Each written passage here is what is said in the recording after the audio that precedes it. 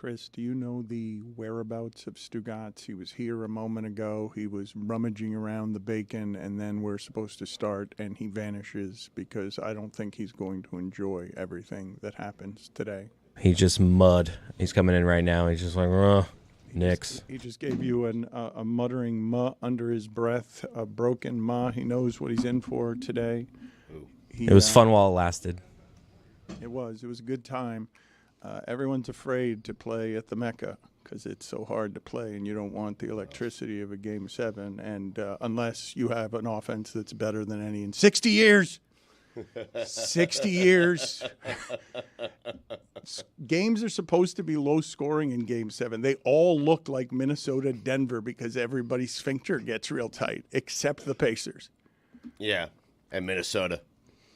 No, they didn't. I mean, they scored under 100 points, too. Like, it wasn't Anthony Edwards was not. He was terrible. Offensively, they were not good, but we don't know how to talk about defense or cover it. So I'm seeing right now, is Anthony Edwards the face of the NBA when he goes 6 for 24, and he didn't have much of anything to do with why they won last night? Is he the face of the Timberwolves? How about that? I mean, Karl Anthony Towns. Jesus. It is super interesting to me, our inability to celebrate defense. Do you realize that the Denver offense in that series would have ranked 30th in the league if you just took points per possession over the course of the season? Like, we all thought Gobert was a bad trade. There was nobody who was arguing that Gobert was a good trade. I didn't hear anybody making the argument anywhere in the media that Minnesota trading for Gobert was a good trade, and yet I just saw Denver's champion offense dragged into the quicksand. They've got an unstoppable player, and you've got after the game, you've got Anthony Edwards yelling and screaming in the locker room and outside the locker room that he put the handcuffs on Jamal Murray. Mm-hmm. He was 6 of 24. I know. I want to hear about it. Well, but he advances, and he did advance. That was a big win for Minnesota. The pressure is on the T-Wolves now, Dan. You got to finish it off. Like, there are expectations now. I think they're the best team in the West, and no one believes in the Celtics. So they have expectations.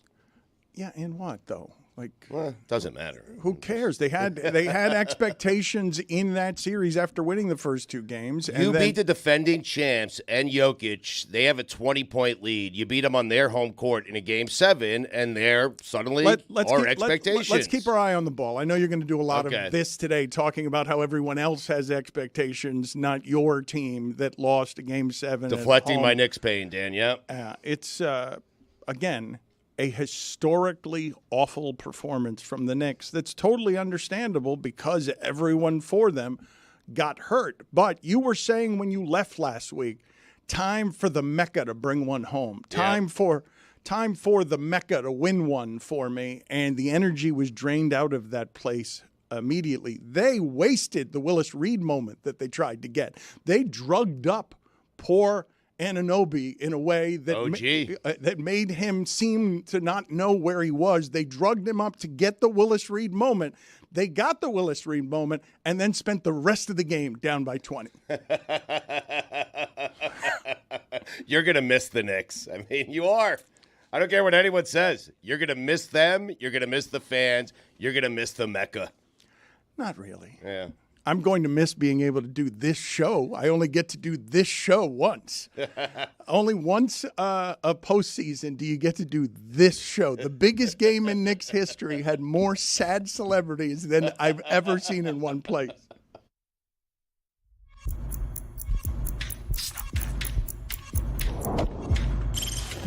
Stop that. Stop that. Stop that. I hear him chatting the noise, move too quick, can't stop for the talking. I hear him chat with the walking. Dress too sharp with the prize, white girls let it tell me I'm awesome, yeah. Hot like fire on the pan. If you wanna touch my please use caution. Cold like 0 degrees. I'm out the cage, gotta let out the beast. Revolutionary, gotta let out the streets. Locked in a cage, I'ma let out the sheets. We came for one man, forget my peace. We take the west side, take on the east. I'ma put him in the cage, never let out the. I hear him chat in the noise, move too quick, can't stop for the talking. I hear him chat with the boys, not so tough, but man's keep walking, yeah. Just too sharp with the prize, white girls, let it tell me I'm awesome, yeah. Hot like fire on the Stop that. Stop that. Stop that. Halliburton, Stugotz, has now gotten deeper in the Eastern Conference Finals than Joel Embiid ever has. You have in Pascal Siakam someone who has twice now made it deeper into an Eastern Conference postseason than all of the process pieces. Mm-hmm.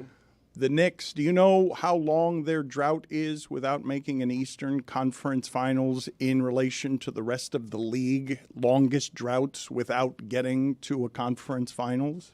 It's got to be 90s. I want to say, I don't know, 30 years? It was the year 2000. They've got the third longest drought in the sport. It's only behind the Wizards and the Hornets, like the real bottom of the barrel stuff. And the loudest and biggest Knicks season, or the last two seasons, the loudest and biggest this century, eliminated by an 8, eliminated by a 6, barely squeaked past a 7. Mm-hmm. Those are the two loudest seasons in the Knicks history this century.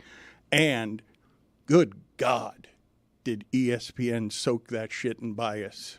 I don't blame Pacers fans for being an unholy kind of upset at how that became a celebration of the Knicks, even while the Pacers, Stugotz, are putting together through 3 quarters the best offensive performance that there's been in a Game 7 since 1963. Right. They miss no shots. Mm-hmm.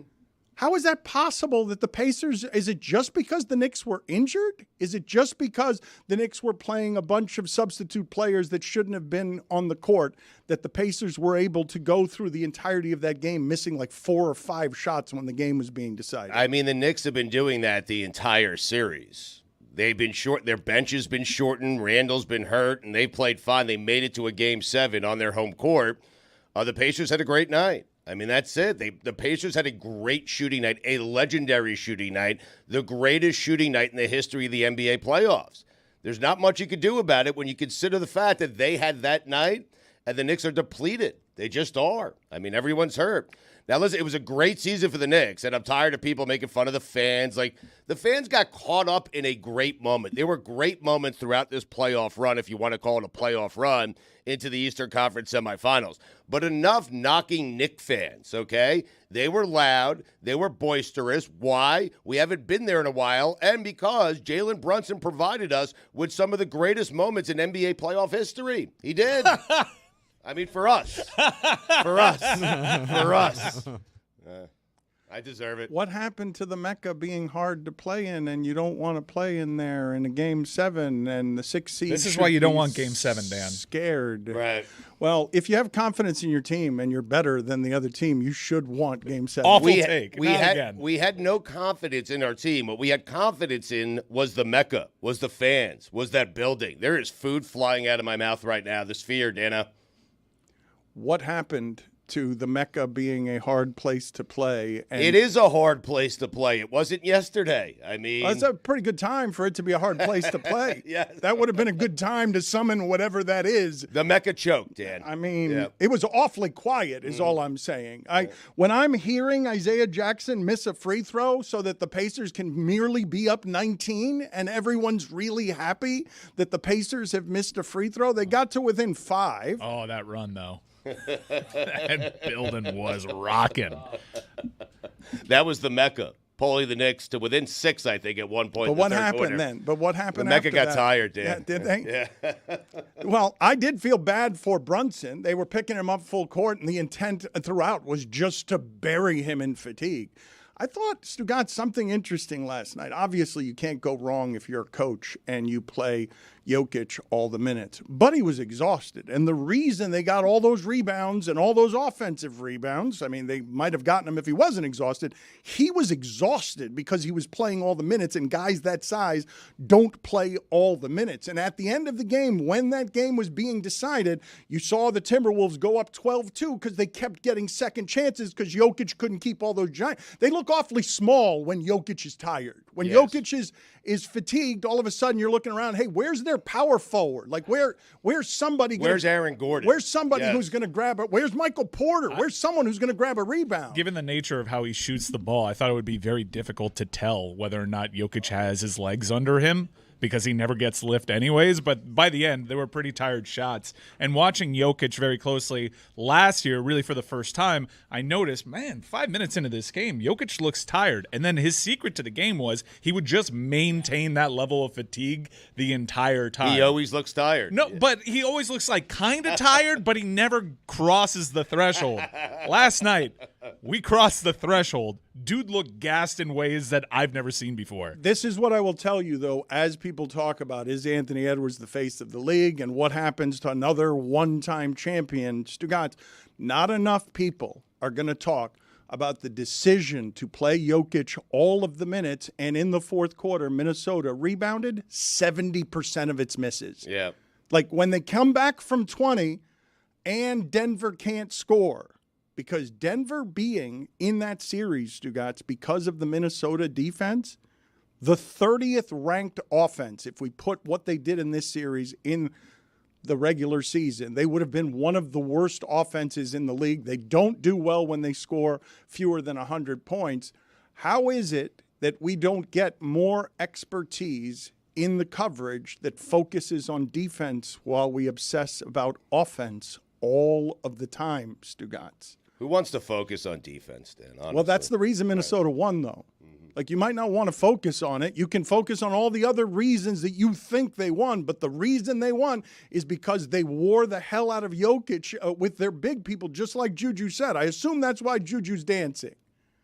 Juju, don't throw your hands up as if you haven't been dancing for 7 minutes. I mean, I'm Dan, just a humble participant here, guys. I'm just happy to be alive. Sure you are. I mean, you're making a great point. The Nuggets had 37 points in the second half. Think about that. 37 points in the second half. Well, I want to ask you something about how the sport is changing, because I will say to you, get used to the idea that a team will come back from 15 down in a Game 7. That's the first time that that's happened. It's the first time it's happened on the road, but get used to that. Once the three-pointer becomes that kind of important, you're going to get these wild shifts in scores, because it didn't mean much that Denver was up 58-38 in the first half. It didn't mean much that Barkley and others were saying, get Gobert off the court, because he can't do anything to defend Jokic. But clearly, them throwing Reed, Karl Anthony Towns, and Gobert at Jokic presents a set of problems that no one else in the league can present for Denver. Nobody makes Denver look like that.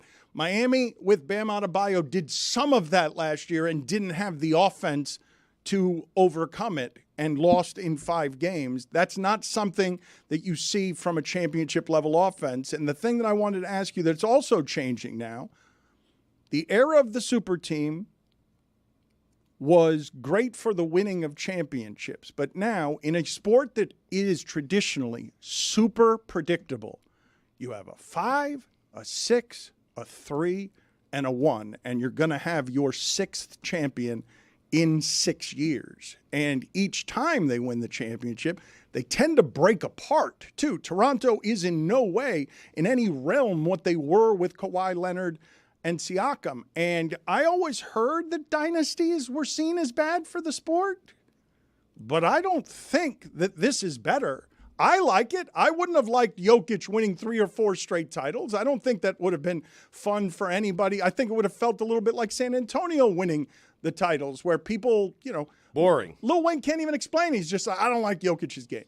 I don't like watching any of that. That's not for me. That unstoppable excellence. That's not how I want basketball to look. Is 6 champions in 6 years good for the sport? Well, the ratings would indicate no. I know that they're in a different place, but sports across the board are up, and the NBA is struggling. Some of that's due to the sport changing, but the poison that met the super teams such as the Miami Heat and the Golden State Warriors kind of scared players away from it. It scared Kevin Durant away from winning other titles because he wanted to do his own thing, and not a lot of people are comfortable being the bad guy. I don't think this is great in a vacuum when you had the Spurs having their run, Lakers mixed in there, the Heat, dating back to the Rockets and Bulls. You always longed for a day where there was a little bit more parity in the sport. And now that we have it, I'm not sure I love it. You guys sound like losers. I am one. I mean, Jokic had 4 rebounds in the second half.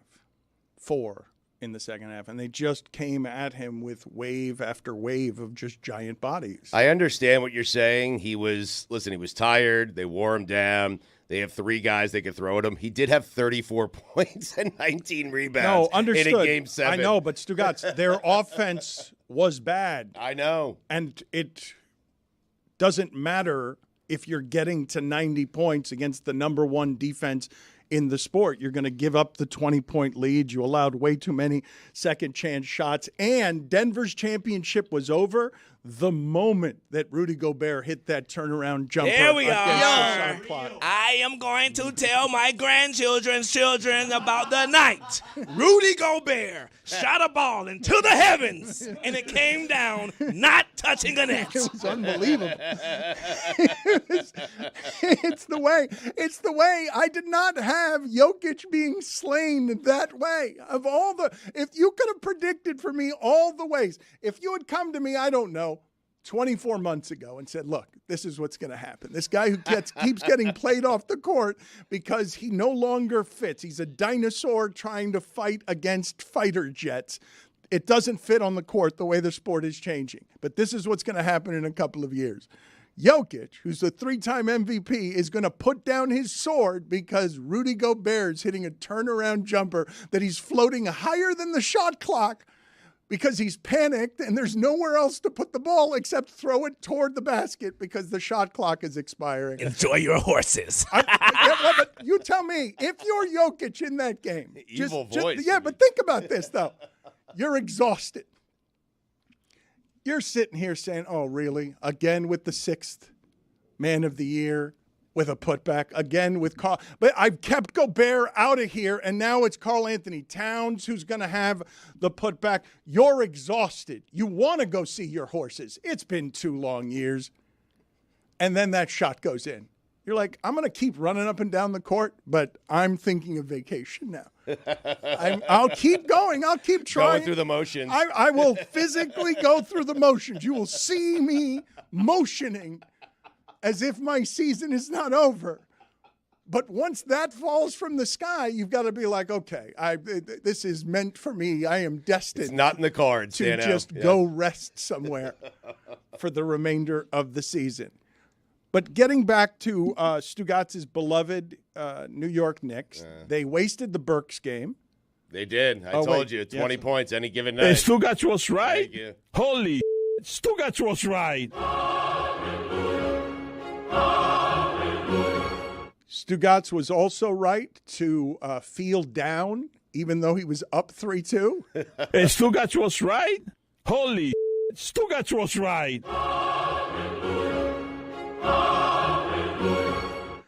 The thing that's crushing is to have the expectation of this is going to be the most electric building we've had this century, and then nothing all game long. Pushed back again and again by Miles Turner. By shooting. Whoever that was on the front row, they did this. To whoever Tyrese Halliburton was talking to, I didn't know if it was Sam Morril. I don't know who is, but that person is responsible for the Knicks' demise. I'm saying it on wax. I mean, all those funny people from New York we brought through this show, and to all be undone by Andrew Nembhard. Right. I hope we got Mero, Sam Morril, everybody on here today, right? Sam Morril is going to be on here in a little while. Yes. I'd like to circle back, though, on East Coast bias, Stugotz. And I've been talking about this for a while because one of the places that I saw this change was on Pardon the Interruption, where I see Michael Wilbon tucking his Cubs jersey into his jeans and going out there and throwing a first pitch. And I was like, oh, okay, we're doing the sports journalists are allowed to have allegiances thing. That's the day journalism died, Dano. It is. Put it on the poll, Juju, at Batard Show. When Wilbon threw out the first pitch at a Cubs game, is that the day journalism died? But yesterday on the show, and I'm not going to go back into the well that I've gone into very often that gets people upset about how the power shift has changed at ESPN, but at least in part, because Stephen A. Smith is a very public Knicks fan. The coverage of that game beforehand, Stugotz, was Spike Lee and motivational speech from Stephen A. Smith as a Knicks fan, and it was very celebrating all things New York, the same way that the big networks celebrate the Cowboys and the things that get ratings. But to me, if I'm a Pacers fan, the part that pisses me off is the last 4 minutes of that game, a historic game for the Pacers, only Breen every once in a while would bring it back to the Pacers. It was the Knicks that they were talking about the whole time. And if I were a Pacer fan, I'd be mad at how slanted that coverage was. But Pacer fans won the series. They're moving on to the Eastern Conference Finals. They have the last laugh. Who cares about that stuff? No, Dan, the story yesterday, win or lose, was about the Knicks. It was about those fans. It was about that building. That was the story headed into the game. The story changed once the game got started. But before the game, what do you want ESPN to cover? The Pacers? Stugotz, when you say who cares, sports fans care about perceived disrespect.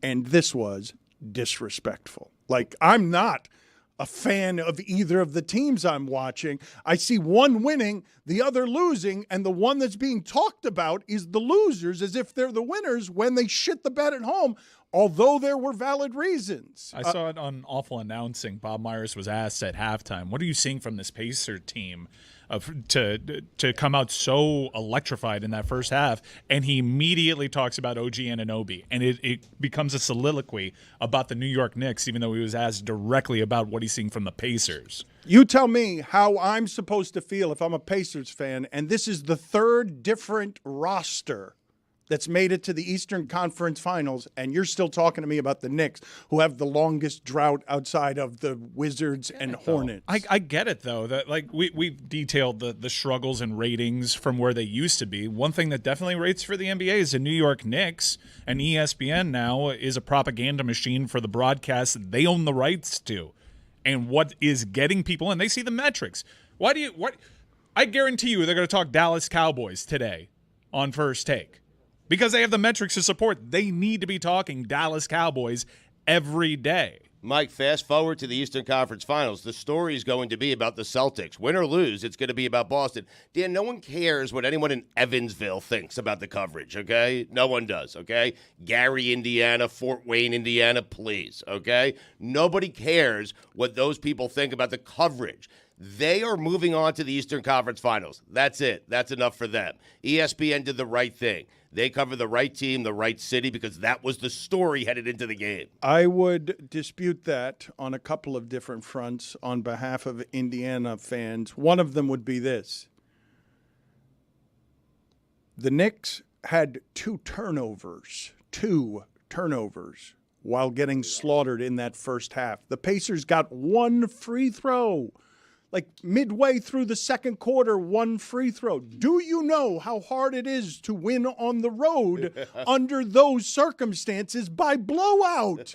It's not that the Knicks played poorly. It's just they endured a historic onslaught that was being ignored because we were talking about how injured the Knicks were and how bad you felt that now Jalen Brunson is out with a fractured hand. You mentioned the East Coast bias, and I think we have a Sunday night bias in that what happened on Saturday in that sport was also really rad.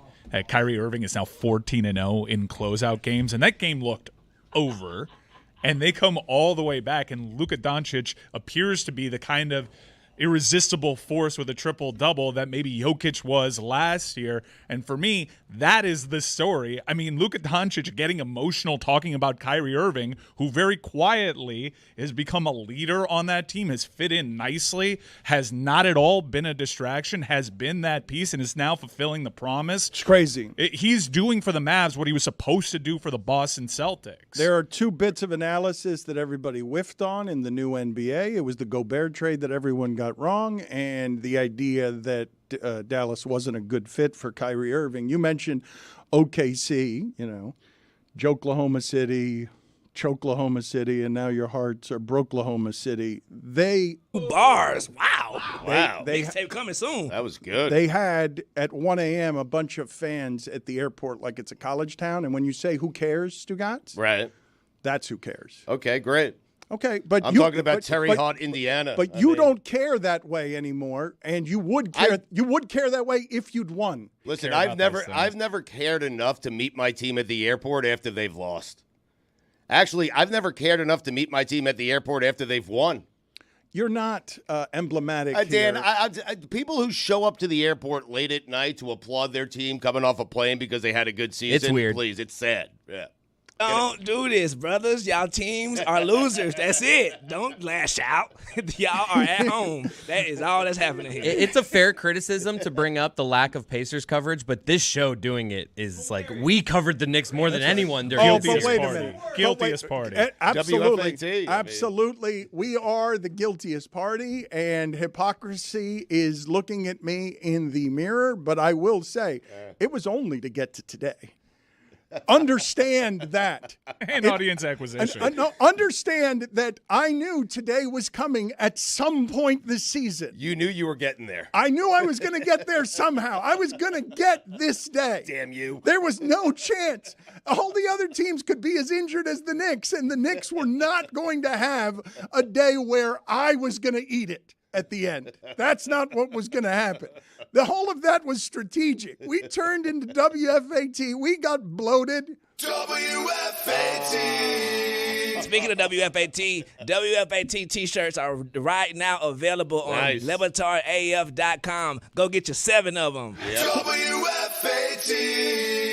Fire Tom Thibodeau, trade OG, get rid of him, don't re-sign him. Hartenstein as well. Just light up the phone lines today, boys, and enjoy your 20 share. Oh, you will be able to talk. I'm a little scared at what's going to happen live with Sam Morril because he's not going to be happy. He's going to be running dark, but he's going to give I'm imagining, because he's positivity guy about this team, I'm assuming that what he's going to do is just be proud of that team's heart and fight, which it was overmanned, outmanned. It was not healthy enough, but I thought the home stadium was supposed to get you a game. Yeah. I thought it was supposed to get you an important It got game. us game 5. They have very valid injury concerns, and they probably would have been smoked by Boston, who I think we can now look at it. What a flat track they have to get back to the NBA Finals. They have to win it, right? They've got to beat the Pacers without Porzingis, and without Porzingis, Mike, you laugh, but without Porzingis, they're a small team, they're a different team, they're a bit positionless. What I'm laughing is I'm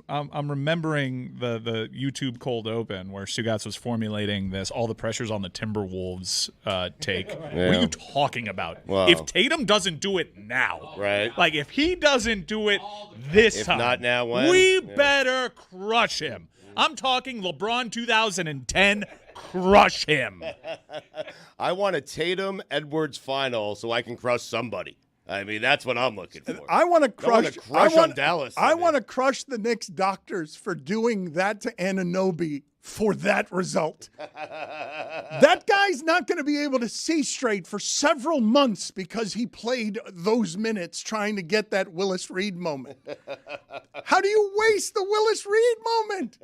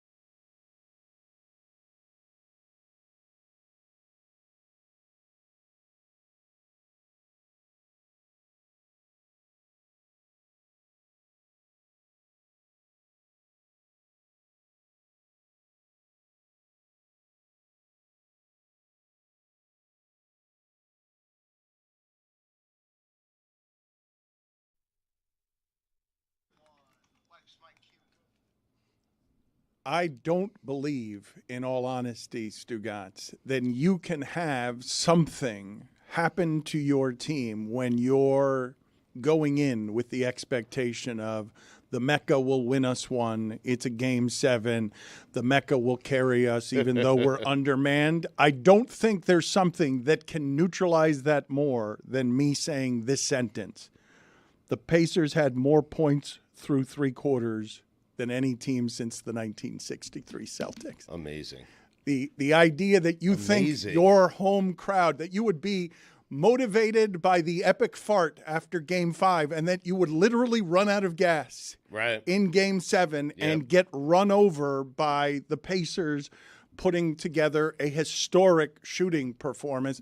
What happened between Game 1 and the rest of the games to Halliburton? Because I didn't want to object to the expertise of Steven Jackson and Matt Barnes when they said he's not a number 1. But when he was healthy this year, he looked to me like a number 1. He looked to me like someone who could shoot from anywhere on the court, even though he's a distributor. And I'm not sure going forward if I'm willing to say that Halliburton's not going to keep getting better, given that he tried to come back early from injury just so that he can hit that performance bonus that he has if he's all NBA. If you're all NBA and you're the lead player on a team, like the Pacers, a team that's in the Eastern Conference Finals, you're a number 1. You think he is a number 1 or can be a number 1? I'm saying that I would like that. He is he's the number 1 on now. that team. Yeah. I would like that at the top of my team if they're going to play that way. If the way they're going to play is be the most explosive offense. For a game, Dan. But it's not for a game. Stugotz, it's been all season. Their offense has been extraordinary. I understand that. But what they did even with that said, what they did in Game 7 was historical. It was amazing. Stugotz, Halliburton's younger than the entire Knicks core. He's a really fun player to watch catch fire because of the nature of his shooting form. When he starts feeling it and it just bombs away with such a high arch on it, it's baffling. It is really fun to see. It's one of the many evolutions in the sport that continues to confuse me. How it's a good shot for a guy to roll to his left on the 3-point line and just throw up some Gobert bullshit that just sky raindrop, and then it's in the basket, and you're like, what the hell is that? But you ask, how could he be, or is he a number 1? Or you think he's a number 1, Dan? He had games where he had 8 points, 13 points, 15 points. The only reason I don't think he's a number 1 is just because the top 12 number 1s are so good that they make it so that we're spoiled that guy's range, because Stugotz, the sport has changed. To have that kind of range is an uncommon value.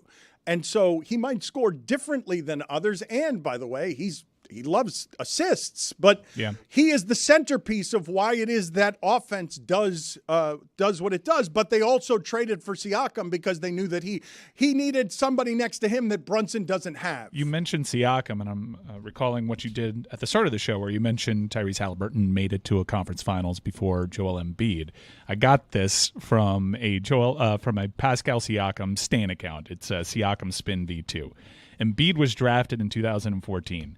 Pascal Siakam was studying to be a priest in 2012, found basketball, got drafted in 2016, won a G League Finals MVP, was a role player, won Most Improved, made his first conference finals, won a championship, made an All-Star and All-NBA teams, got traded, turned 30, and made another conference finals, all before Embiid went to his very first conference final. It's a bit crazy to say, and at no point with the expectations of being a number 1. Always being a number 2 for pressure purposes, unlike Embiid, who is the only thing in the last 2 years to unravel at the feet of the Knicks that way.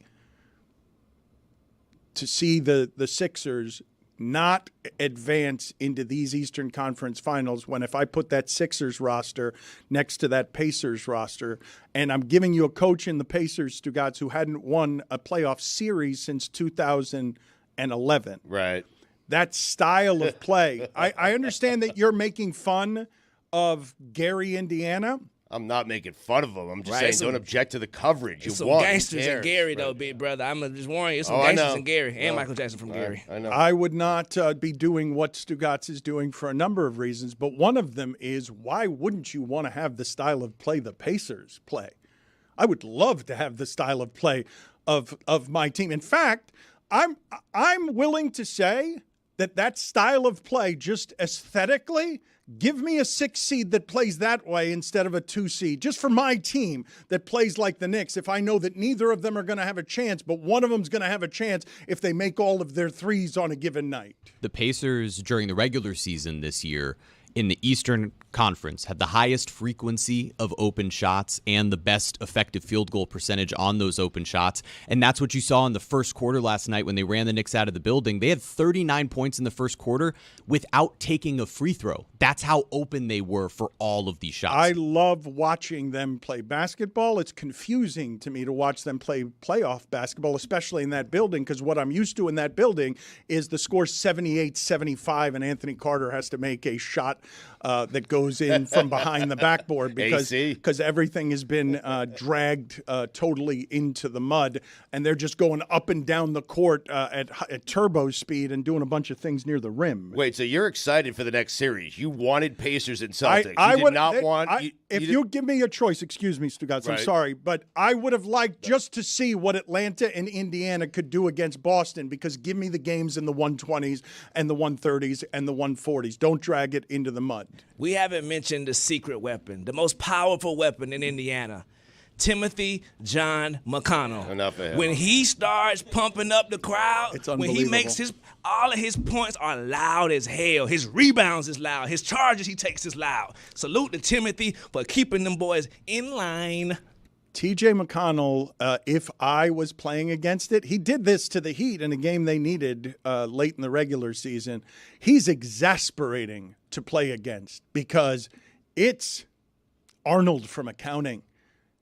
Taking off his tie, getting on the court. How tall is TJ McConnell? Because he's taller than he looks, but he's not very tall because everybody on that court is taller than you think they are. He's 6'1". You're saying he's a tall 6'1"? I'm saying that next to you, he would look very tall on that court. He does not look very tall. He'd be taller than most of the people who work on our show. The majority of people on our show are not as tall as tiny TJ McConnell. TJ McConnell's 32 years old. Wow. His teeth are like 10 months. He's got a perfect haircut at all times. It looks like he just stepped out of the shower, and I don't Or the understand. dentist office. I don't understand how everybody isn't blocking his shot, how all of those mid-range jumpers are going in, because that is a lifetime of survival of the fittest. That guy has learned how to shoot over the outstretched fingers of someone taller than him since he was a toddler. That guy's been working on that for the last 30 years. The hands near him don't bother him.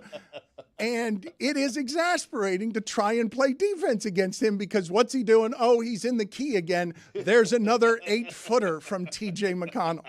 I've guarded all the other people who look like basketball players on the court, but the guy who's an architect got me with a mid-range jumper, and I'm exasperated.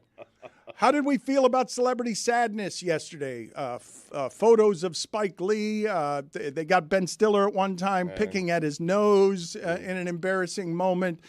Chris Cody, who did you see out there that gave you a feeling as a Heat fan of the only good feeling left for Heat fans? It's rooting against other people to lose. It was between sad Spike Lee with his hands under his chin, or it was Jon Stewart just looking like he was about to cry.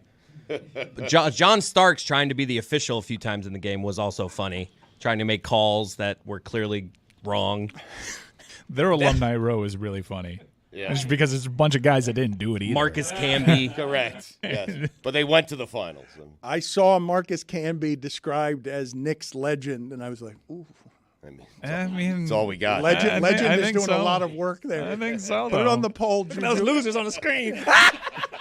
Put it on the poll, Juju, at Le Batard Show. Is Marcus Camby a Knicks legend? Yes or no? Because I really do feel like we're diluting what the word legend means. The most legendary thing. Salute to Marcus Camby. I'm a big Marcus Camby fan, but this has just outgrown everything. The meme with him doing this. Yep. The Candy Man. That became like a Heat Twitter rallying cry, the Camby thing. Speaking of the Heat, and Dan mentioned that Heat fans are rooting for other teams to lose, Indiana and the Celtics, Mike, because you have a history with both those teams. Who would you rather see advance here? Oh, Indiana. Yeah, Indiana. I think it would be really funny if Boston fails again, and I'm not going to let Mike Scherr do what he did in his last appearance, which was try to couch that making it to the finals would be good enough. No, this franchise has only won one title while I've been alive. They got to do it. Not I gotta only see it. Not only won one title, right, Stugotz? This is not unlike what the Cowboys get in football, where they get all of the great broadcasting jobs because of the star on the helmet, even though it didn't produce very many titles after any titles after Troy Aikman.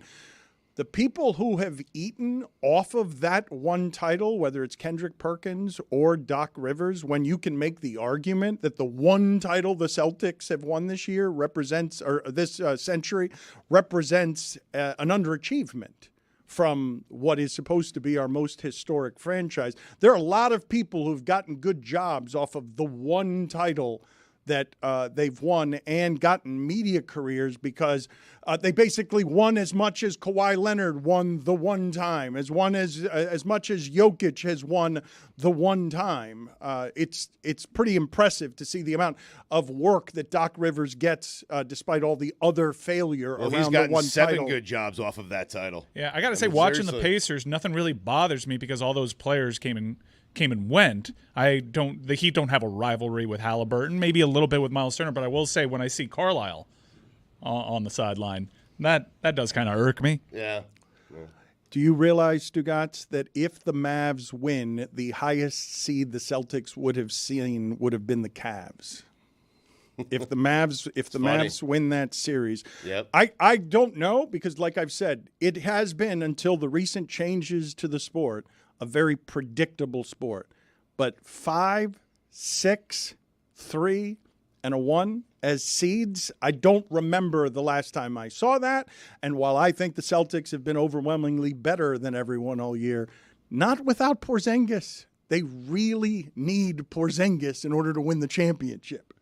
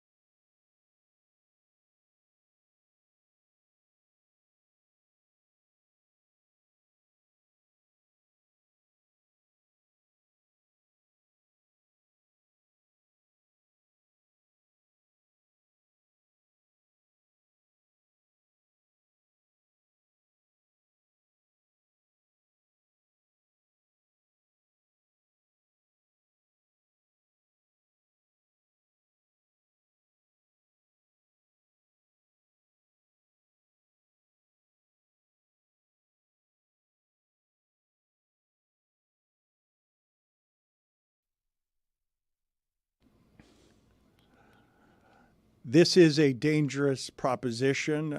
Sam Morril cannot be happy right now. He is proud of his team, but he runs dark, and the last time we had him on after a loss, it was just simply dangerous. And he's got a sly smile on his face, and I've got to be honest, I get scared when he's got a sly smile on his face, because what can come from behind that mask is dangerous, and it is professional, and it can be funny and sharp, but it can also be violent and unpleasant, and he'll burn everything here down. He doesn't care, because he is hurt today, I imagine, but proud of his team. He's our senior Knicks correspondent. He's the commissioner of fandom. He's got shows coming up in Lexington, Kentucky, in Southern California, in Atlantic City, Rochester, Baltimore, here in Doral, in Miami, and same time tomorrow is the Netflix special.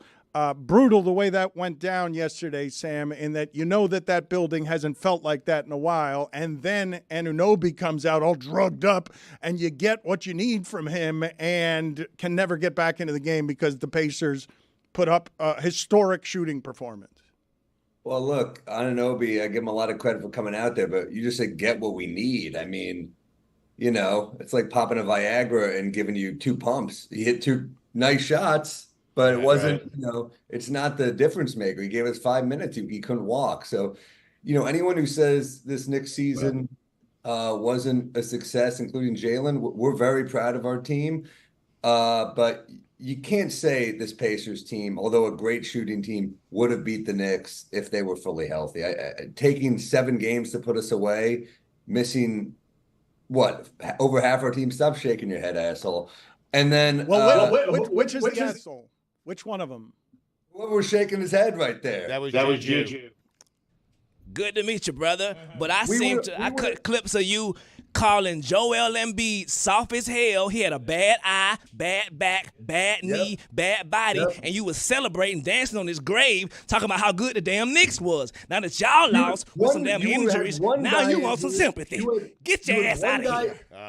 One guy was good enough to put up a 50-piece. The Knicks were missing 6 players by the end of this series. If you put on Ocean's 11 and there's no Matt Damon, no Brad Pitt, you're just like, what the hell? This movie's not as good. No shit. We're missing over half our rotation. OG was the answer on Pascal Siakam, and he couldn't put up big nights against him. But once Josh Hart is guarding him, no shit, he's going to get cooked in the post. He's much shorter. So, I'm sorry the Sixers lost. I'm sorry. Joel Embiid, hell of a player. 1 injury, but he was able to still play. And you had a fresh whole team. We didn't have Randall. We didn't have OG this series. We didn't have Mitchell. Injuries are a real thing. All right, well, enjoy having Embiid never healthy for a playoff series, because he never will be. He's Mr. Glass from Unbreakable. The Knicks will be back. I say we run it back. I hope we do. I think healthy, we're pretty damn dangerous, so I hope they keep it together. Cynthia, Isaiah, back OG. Cynthia, can you please put together for me a banner that says, no way the Pacers beat us if we're healthy in Game 7, so that we can send it to Sam and have him put it up in his apartment? And Dan, when you said real fans want a Game 7, this is why I told you were a jerk off. What are you talking about? Real fans want to win. We wanted to put this away in 6, obviously. I told you I'd be there if there was a Game 7. I was there. Tough game to be at, but I wouldn't have it any other way. Sam, I didn't say that you should want a Game 7. I said that if you have real confidence in being the better team, why would you be afraid of a Game 7 at home? Do you believe that injuries are not a real thing? I believe they're a real thing for everybody who's playing basketball this year, and that no other fan base ever wants to hear about your fan base's injuries. That's fair, but it's a reality. And I think we run it back next year. Hopefully we're healthy. Hopefully we bring back OG and Hardenstein. I think they were important to the team. Sam, I actually realized this series was over when they went to the OG moment. There's only so many times you can go for a Willis Reed moment. They already had one with Jalen Brunson in Game 2 at the Mecca. And so I knew the series was over when they went for another Willis Reed moment, and OG came out looking like me. Like, he looked like he was 93 years old. He could barely walk. Barely walk, and he hit 2 big shots. But you know when he couldn't barely walk? When he threw a dunk down on Joel Embiid. That was pretty fun. But I'm a Celtics fan. Let's look, he's a hell of a player, and look, bad luck is a thing. It'll happen, and we're grateful for. Here's the thing that's funny is people do have some grudge against New York fans being happy because any other team is this depleted from injury, you're celebrating the resilience. You're like, holy shit, they really fought with half their team. But for some reason, not with the Knicks. Shout out Alec Burks. Great series despite us having just no defensive answer for a sharpshooting Pacers team. And we just didn't have the size. We were getting killed inside by Siakam so much. And their shooting was great yesterday. You have to give your hats off to their shooting. But I just don't think they get those looks if we have a healthy OG, if we have a healthy Mitchell Robinson, obviously. I mean, the defense is they got good looks on us. They're killing us. Let's play some video here for Sam and see what it is that delights him or agitates him from all of the things yesterday. Let's begin with Stephen A. Smith making his entrance into MSG. And to be fair to Stephen A. Smith, the Knicks didn't have enough healthy star power. He'd be like their second or third most famous Knick. So he should be dressed that way, and he should walk in as if it's his building. But I imagine it made Sam crazy to watch this. I don't care. It doesn't bother me. I mean, it is funny that he looks like a photographer in a safari in the 1950s for some reason. But no, I like that he's fans should be there. I'm glad that we have fans in the building, but I don't think he's good luck. I mean, is anyone arguing that we're like, oh, good, we're good? I don't think it's a great sign that Stephen A's there. I don't think I was like, oh, this is the juice we need to get us over the top. I don't think Isaiah Hartenstein's playing like, oh, good, the guy who never believed in me. I don't think he's helping us. He ain't Ben Stiller or Spike Lee. He ain't like a guy we're like, oh, cool. But at the end of the day, it comes down to the injuries, as I said. It doesn't really matter. Can we stop? You sound defeated. It's a fair point. It's a fair point. The injuries are a fair point. It's not up for dispute. But let's see if we can play Paul Pierce here. This one surely will get Sam upset. Surely this Paul Pierce stomping on Jalen Brunson's jersey will surely upset Sam. What, homie? What? I mean, this guy is. This guy's in his mid-40s. What is he doing? It's just weird. Why does he hate Jalen Brunson? And then he's defended by saying it's about the Knicks. Paul, keep eating shortbread cookies. You're about 2 packs away from looking like Charles. Come on. No, Dan, it's weird. There's no fat shaming here on WFAT. But it's weird. He has no history with the Knicks. Like, what does he care? Let my boy cook. Paul Pierce. Yeah, I mean, look, I think the last time the Knicks played Paul Pierce and the Celtics in a series, we actually beat him. Touche. Let's play for Sam. All of the Knicks appearing yesterday at the game. They were all dressed in black because they were at a funeral for the Pacers here. They all came in dressed in black, including Tibbs. You have to do better than that if you're going to come in black. You know what's even better about that? That was Game 6. It's a fun. No, look, how about Tyrese Halliburton wearing a different outfit coming in than leaving yesterday because he's got no confidence even against a half-healthy Knicks. Tyrese leaves in a Reggie Miller choke shirt. He shows up in, I'm sure, some Prada runway horseshit that looked oversized and ridiculous on him. I didn't see what he came in. But the fact that he had a second outfit in case they won shows how little confidence Tyrese has, even against a depleted Knicks team. So congrats, you beat half our team. I'll give you half a congratulations. I love it. Next year, I can't wait to see him again. And I can't wait to cook their ass. Just got to bring back OG and enough of this footage. Let's bring back OG and Isaiah, and it's a wrap. I mean, we will beat them up. Siakam ain't putting up those numbers against a healthy team. How about 4 front court players missing is insane. It's insane defensively. It's insane for your depth. So You were in the building, but you probably didn't catch much of the pregame. Some people in Indiana and elsewhere are bothered by how much Knicks bias soaked the entirety of the broadcast. Here's Stephen A. Doing basically a pep rally for the Knicks. They ain't here right now. You understand what's at stake. It's been since 2000 that we've been in the conference finals. We've waited 24 years for this moment right here. OG Anunoby is back. Josh Hart's going to play. When you talk about Game 7, it comes down to grinding. It comes down to guts. It comes down to who won it. Come up in here. Come up in here, Spike Lee. You come right here. Come right here. It's orange and blue skies, baby. This is what it's all about right here. This is what we've been waiting for right here. It's Game 7. This is what it's about. Get that. Put it back on it. The New York Knicks. It's about grinding. It's about guts. It's about heart. That's what games are.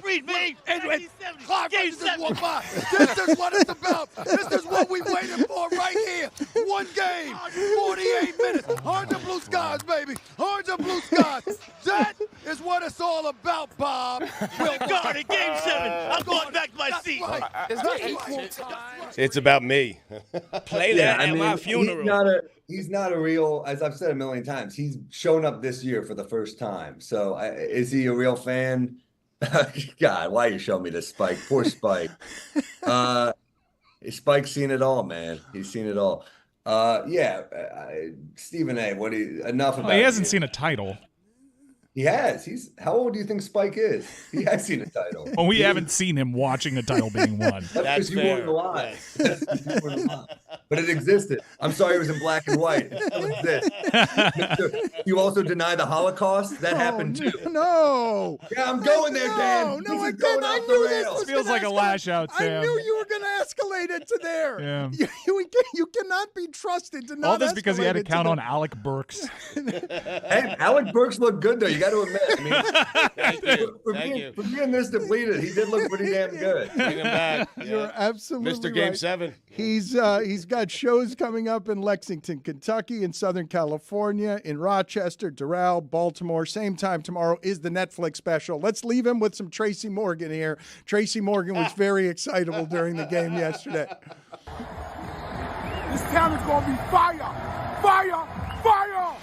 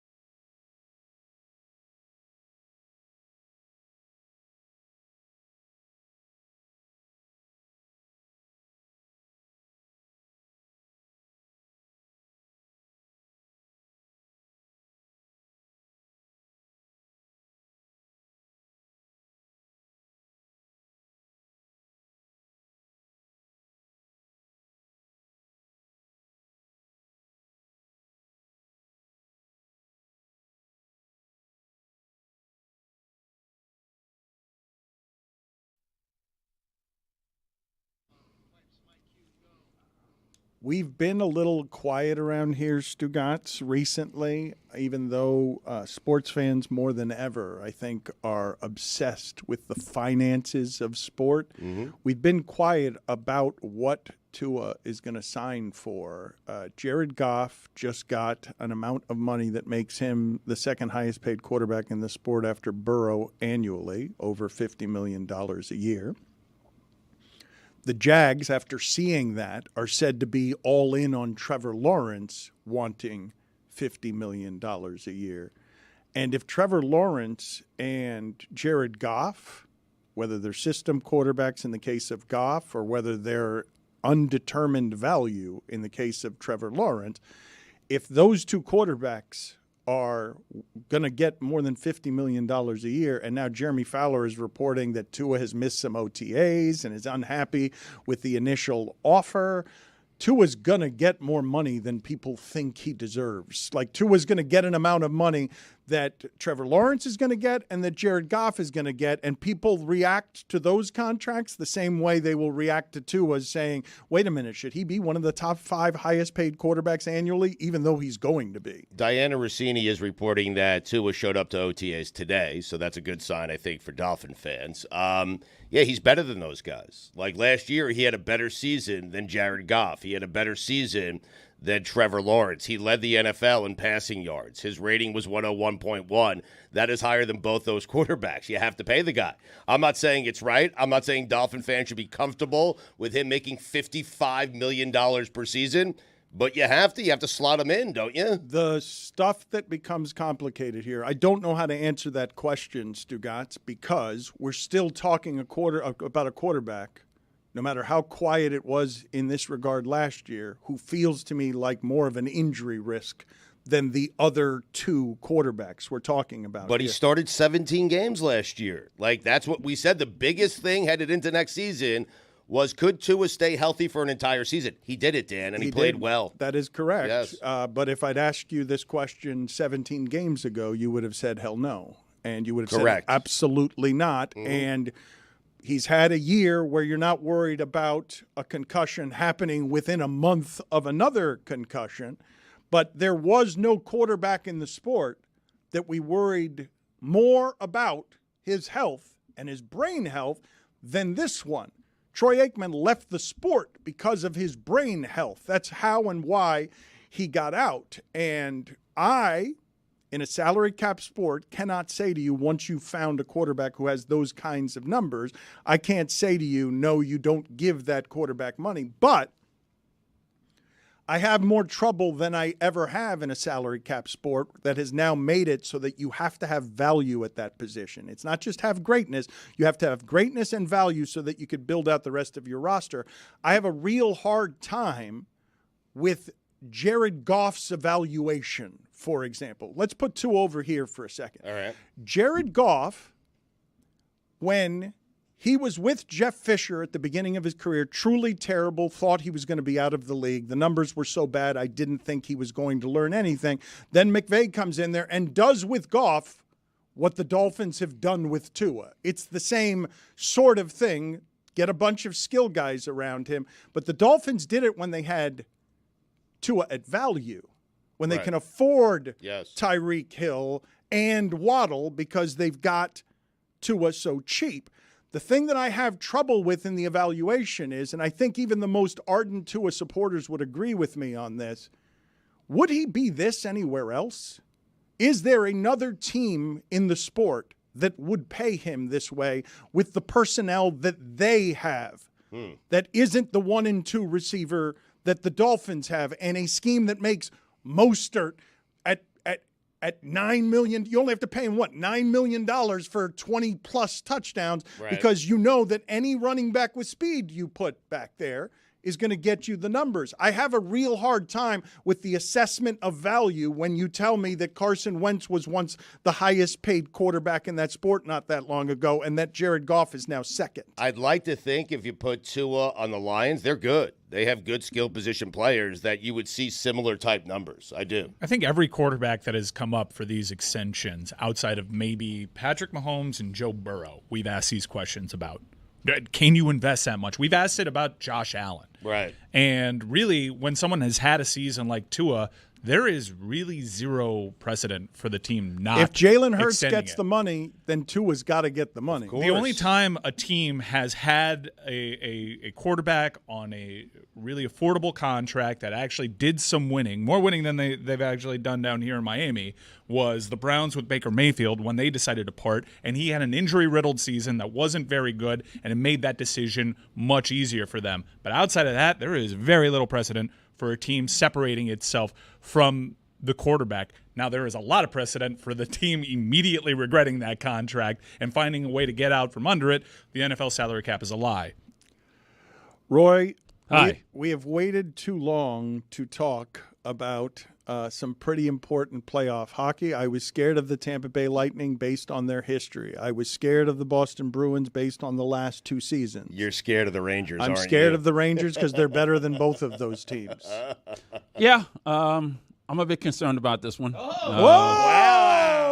Concerned. Whoa! Wow. Yeah, this is the big one. This is the big one. It is the big one. This is the one we've all been waiting for. The next one's really the biggest one, but Yeah, this is but for we now, got the we big got to one. get past this one. But to this get is there, the now, one don't you're the most scared of, or no? Is this the one you're most scared of? we? Out of all the matchups I can think of right now, yes. This You is were the one. more scared about the Rangers than potentially the Carolina Hurricanes? Because personally, I was a little bit more nervous about that matchup. No, I'm more scared about the Rangers because I guess it's just Sturkin. He's been playing really, really well in these playoffs. So yeah, I'm a bit nervous about this one. This is a stunning admission from Roy. Roy has never admitted. He's always covered in barbed wire and bravado. The last month is the most confident I have seen Roy over a month period in all the years I've known him. Spring in his step, Yes. coming into work with something close to the muscles on his face that have atrophied, trying to get into a smile, incapable of it, but you can see that they're trying to get to a smile. And now the Rangers, just because they've been the best all season, right? Like, President's Trophy. And the Mecca. Let's not get it twisted, though. Panthers in 6. Oh, wow.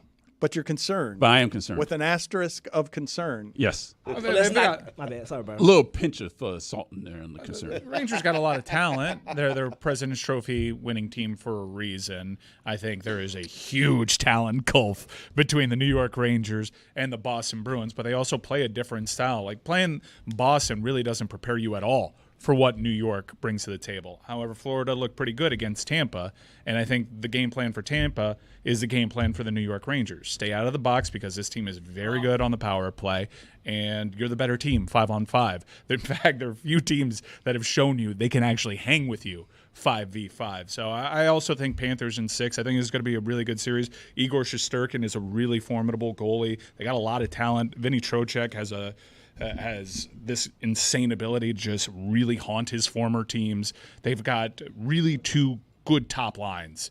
Zibanejad's a really good player. Panarin, who almost signed with the Panthers, he's been phenomenal. Probably deserving of more Hart Trophy conversation around him. Kreider's their all-time postseason points leader. Saved the season. He just had a hattie, because they would have gone back to the Mecca after blowing a 3-0 lead.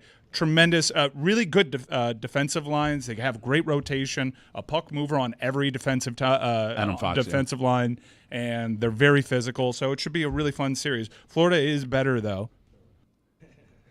I think that people who pick their team in 6, it's only because they're scared of 7. Let's not do this again, please. They don't want Game 7. It worked out for the Pacers. Let me ask you something. Like, why would I be nervous about the Florida Panthers going into an arena that is labeled the Garden when you consider the one in Boston is basically our barn now?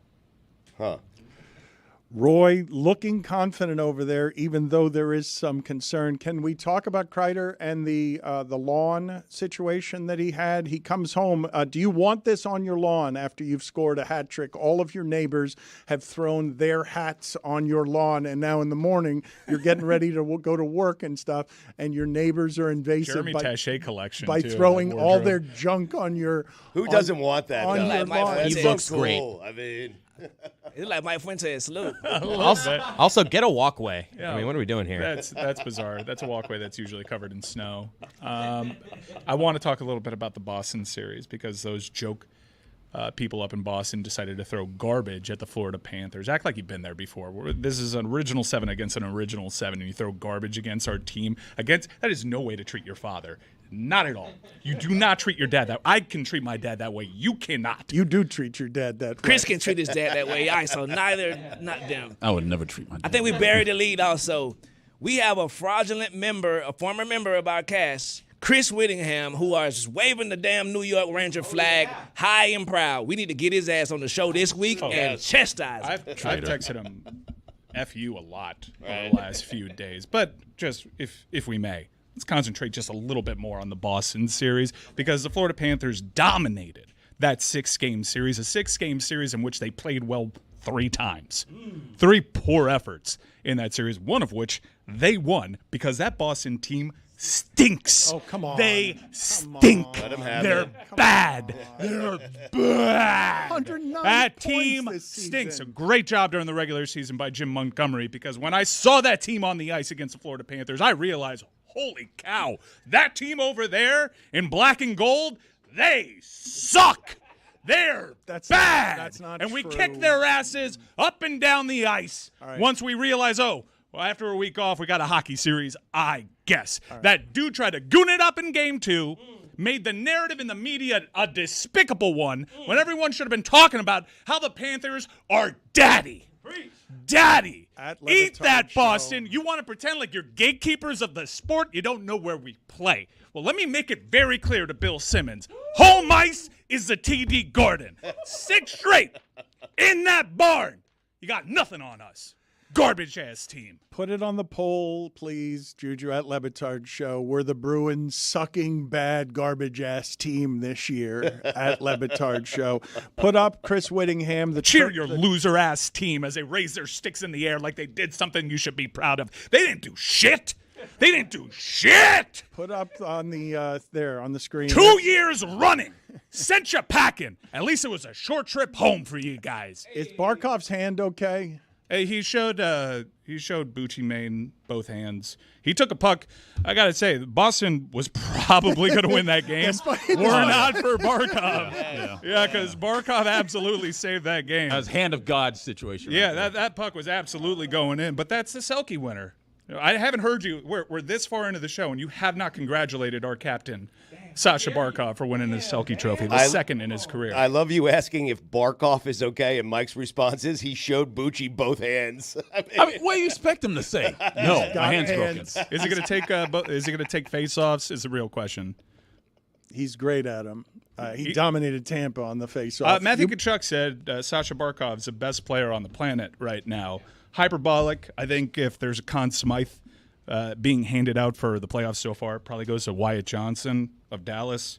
But Barkov's been unbelievable. The thing you guys are saying, though, this part is truly disorienting to me as someone who has watched 30 years of really subpar to mediocre hockey. You guys, 3 different names you've given me in the last 12 months on best player in the world who plays for the Panthers. You've given me 3 names on this, putting Reinhart in the McDavid category, which seems crazy to me. I never did that. You guys talked about Reinhart and Barkov and Tkachuk this Tkachuk's way. a playoff performer. I would never put Tkachuk in that. And to be fair, I'm not the one calling Sasha Barkov the best player on the planet. I would not put those players Tkachuk is doing that. Tkachuk is doing that. And I would say for people that are casually following the sport, don't really know what's going on, don't really know how the sport's changed a lot, defense in that sport is really difficult to pick out. It's easy when Sasha Barkov is blocking a shot with his left hand. Here's something that Sasha Barkov does that maybe elite players back in the day used to do, but you're not used to seeing in hockey if you're just getting back to it. And that is an analytics play of carrying the puck into the zone, especially when you have an advantage. Usually what we all watched growing up was if we have the man advantage, pin it in deep. Dump it in, we'll get it, we'll reset. Well, analytics figured out that wastes about 25 seconds of possession time. So how do we get a better power play? You give it to your best skater, your best attacker. Sasha Barkov, at his size, you do not see players skate as beautifully as him.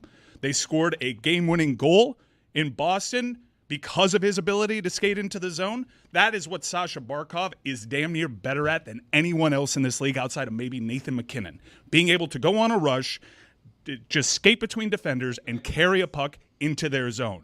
Great decision maker. And the other thing on defense, when the other team's in transition, he's excellent in back checking. Just like Gus Forsling is great on back checking. He did get caught. He did get caught. He got caught on a breakaway, yeah. That should have been an interference, probably. Yeah. But, yeah, he's a play killer. He's definitely a play killer for the other team. We bury the lead here. Are you saying that you watched 30 years of bad hockey down here in South Florida? Yes. A second burying of the lead. A lot of Keith Ballard. Watched all of Chris it Versteeg. with the volume up. I have watched a lot of shitty hockey Christian in this Huselius.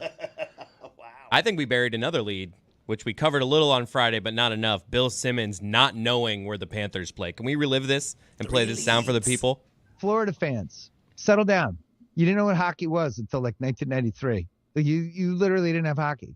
You've never won a cup. The average person who follows sports has no idea what city you're attached to. You're the Florida Panthers. Are you in Jacksonville? Are you in Orlando? Are you in Palm Beach? Nobody knows. The answer is Miami. But literally most people don't know that. Including Bill Simmons. Yes. The sports guy. Including a lot of Panther fans, though, in his defense. I don't think he's saying anything inaccurate there, other than the team plays in Miami. Look, I don't know what I'm. Look, I just gave you that Sasha Barkov thing. I ripped it from a podcast. I'm from a swamp. There's only 6 people like me. We don't know anything about this sport. So continue on. Barkov's hand did save that goal. Bobrovsky was wildly out of position. The photograph on how it is that Boston could have tied that series easily, if not for Barkov's hand, made it pretty obvious that would have been a game-tying goal. The thing I wanted to ask you, though, Roy, because you mentioned you have to stay out of the penalty box. Tampa was better on the power play than the Rangers, correct? Was Tampa not the best team? Tampa was the best power play in the league this season. In the entire sport, it was Tampa, and so the Rangers have that as an advantage. You don't, obviously, in any circumstances, playoff hockey, regular season hockey, want to be down a man, but you're afraid more of Tampa's power play than you were of New York's power play. You're more afraid of Tampa's 5 than you are of any power play situation. I mean, I was based on past history. I mean, their power play in the playoffs, basically murdered the Panthers in recent playoff appearances. But, I mean, you got to stay out of the box against this Rangers club because they're gonna kill you. Tampa, because of the salary cap and all the winning that they've done, there's a reason why their roster wasn't what it looked like. They are nowhere near as deep. I mean, there are guys on that on that Ranger squad that would be the best player that are on that second line. You could pick any of those 3, and maybe a third of the league, they'd be a bona fide first liner, best player, best scoring option over there.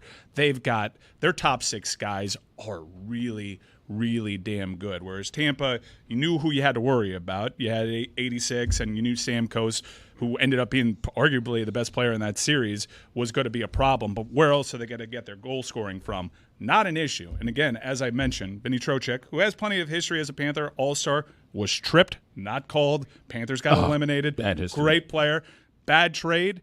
Even though he didn't necessarily perform to that level in Carolina, he certainly did against the Florida Panthers, and he just made their lives a living hell in this series against Carolina, and he's bound to make our lives a living hell again. We're going to get to the gas bag of the week in a second, but Roy, help me with this sport. I have talked before about feeling that with very few exceptions throughout sports, the ability to win one-score games, Tom Brady had some of that, and you can but I'm saying you can find the roots of how it is that he did it numerically. Sure. But largely, you cannot find teams that are good at winning one-score games across sports. The Marlins last year were a bit of a fluke because they got to the playoffs, but they had a distorted record in one-score games because their bullpen was good. And there are certain things you can do to take the randomness out of it. The Panthers this year, though, and I don't want, just because I'm hopeful that they win the cup, to be blinded by what I think is statistically hard to achieve, which is they're exceptional in one-score games. But the style that they play would also seem to be exceptional in one-score games. So is hockey different than the other sports where the randomness of one-score games is slightly less random? I mean, if you look at it in this series, I mean, the Panthers, they allowed goals in the first period by the Bruins. They scored first, and then the Panthers ended up coming back to win. So the Panthers are also good coming back into games and then winning by one. Cardiac cats. Yeah, which, by the way, that Boston team is not a team that you want to go down. You see the anti-hockey that they play when they're chasing a game, when they have the ability to lock down with a one-goal lead. But you mentioned that entering this series, they've won the exact same number of one-score games as the New York Rangers. Well, the Rangers are very good at it, too. Yeah.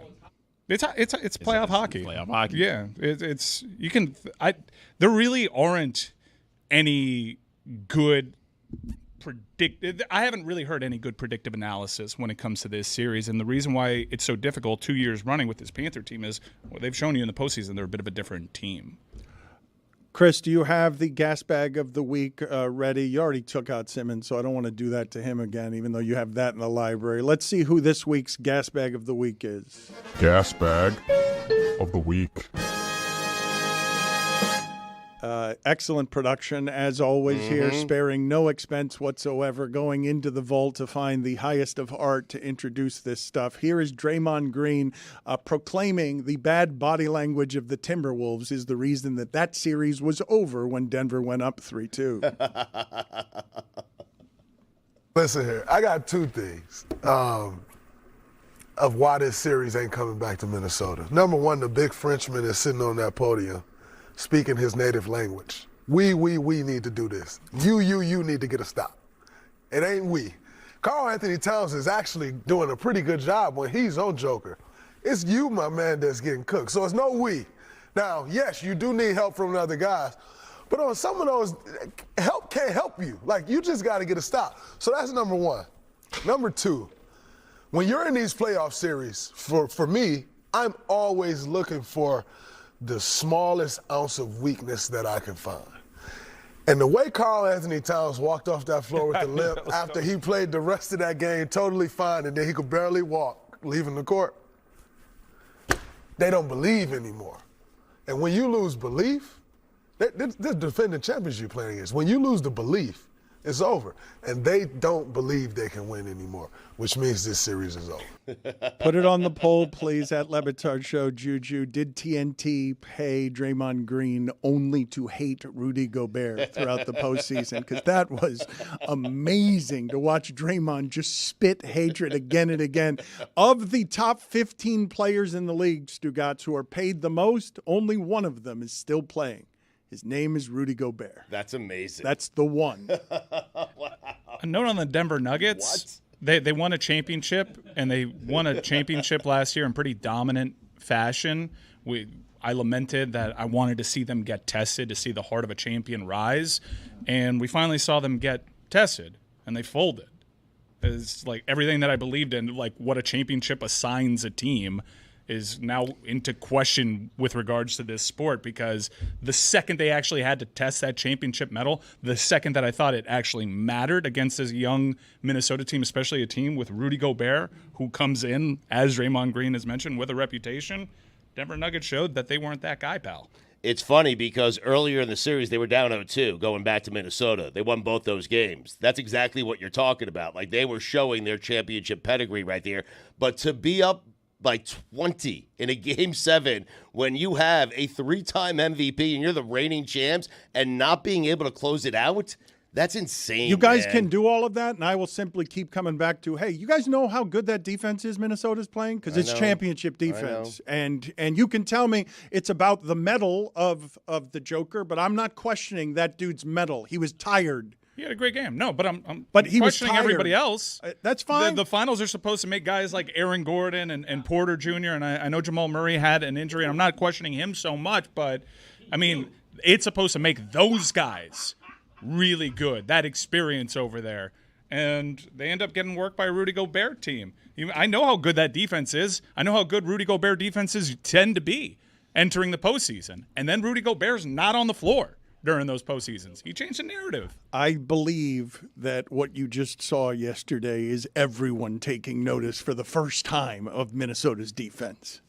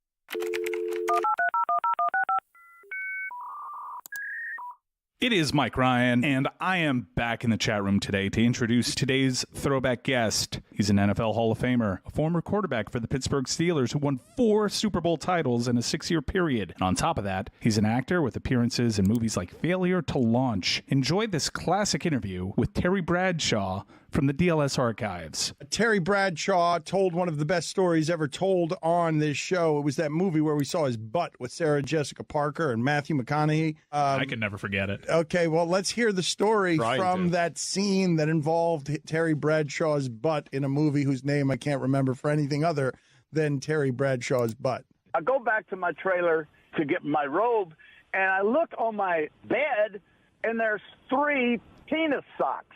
One is about 18 inches long, one is about 12 inches long, and one is about 4 inches long. And I'm looking and I'm going, you have got to be kidding me. I got to pick one of these and put on my penis. And I went, holy cow. Now, if I take the big one, everybody in the world knows that that's just no way that that's possible. I got horses that couldn't fill that thing out. So I said, if I take the little one, they're going to laugh at me because it's not very long. And I know the wardrobe people are going to gather around and go, which one did he go with? Obviously, I went with the middle one. And I put that stupid thing on. I got up there to do the scenes, and I had a penis sock on, and I've never been more uncomfortable in my life. I hear something and learn something new every time I listen to that story. It's great. Terry is with us. You've been working on a movie with Ed Helms and Owen Wilson, Ving Rhames, J.K. Simmons. And do you have a penis sock story from there? Do you have a great story from there? No, I didn't get naked in that movie. It's one of the few times that I've done television that I didn't get naked. In the show I do for NBC, Better Late Than Never, I've already been naked. In a nude park in Stockholm, in the middle of the park, there is about 10 acres for nudity. You can sunbathe out there. What? And so I know. So I peeled all my clothes off and walked out there, and I had a hot dog in my hand they gave me for this scene. All right, and hold on. yeah. I've got so many questions, Terry. Hey, I get this. There were 2 men sitting on a blanket. Oh, no. Oh, yeah. Mm-hmm. And so I went over to him and I said, with my hot dog, do y'all mind if I join? And they said, no, sit down. Wait a minute. But being also a giver, I said, would y'all like a bite of my wiener? Oh, my God. Terry, I love you. Look, you're still 12 years old, Terry. Terry, Don't change Terry, that. how is it possible that you're still 12 years old? I don't know, but I'm glad I am. You know what? I live on a ranch, and then we have 2 bathrooms in the house on our side. I still will get out of the chair and go outside and pee in the yard. That a boy. This is what I want to ask you. Thank you, Terry, because to speak to your inner 12-year-old, I want to know the 3 oddest places where Terry Bradshaw has urinated. Top of the house. What? Top of the house. Peed, but I was going to pee over the edge, but I ended up peeing in the gutter, which is kind of cool. Okay. Ever in the sink of the house? Oh, of course. Of course I peed in the sink. Do you even use a bathroom anymore? Get this. I go to the bathroom. I hate to hear that noise, that peeing noise when it hits the water. Yeah. I don't like that. So I sit down. I have a bad back anyway. Oh, you're sitting really? down. Terry, you are so revealing. You just volunteer everything. I said, well, it's 2 o'clock in the morning. I'm sleepy. I don't want to stand up there and make all that noise and wake everybody up. You understand, though, that usually if I say 4-time Super Bowl champion, that's a person who doesn't want to be associated with peeing sitting down. Well, I really don't care. Everybody else is worried about their image. I think I only enhance mine. Let me tell you what I think about you. I think you guys are gutless. Let me tell you why. Why aren't you here? Terry, because we've heard you're nude everywhere. No, I'm not naked here. Oh, I'm good. I don't know how long that's going to last. No. Nor do I know if I get near you that you're not going to pee on me. Can we get you naked somehow on the show? Thank you. Hey. Terry, take a shirt off. Just take a shirt off. I got it off. My shirt's already off. I took it off a while ago. Yeah. You don't get that anywhere else. You don't get that anywhere else. Urinating naked. Terry Bradshaw.